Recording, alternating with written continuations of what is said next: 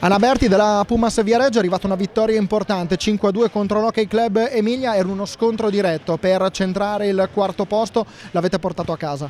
Siamo contenti, l'obiettivo era quello, ci stiamo lavorando dall'ultima partita che abbiamo fatto, sono passati 2 mesi abbondanti, e prima contro l'SPV, ora contro la Rotellistica abbiamo portato a casa 2 risultati belli importanti, quindi siamo molto contenti. Ora pensiamo al Matera, poi a Valdagno e poi eventualmente alle Final Four, speriamo di andarci al meglio possibile. Come vi state trovando in questo progetto Pumas Viareggio? Anche per voi è un'annata importante e arrivare nelle prime 4 come siete in questo momento, in questa posizione di classifica, sicuramente non è un risultato negativo, anzi. No, è molto positivo, soprattutto per il primo anno di una squadra femminile di Serie 1 con degli innesti giovani come la Bianca Bertolucci e la Martina, e abbiamo anche una bimba, Elena, che viene da Prato, che anche lei è giovane.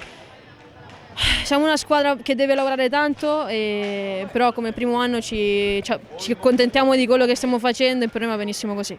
Grazie ad Anna Berti, in bocca al lupo per il proseguimento dell'annata. Grazie mille anche a voi.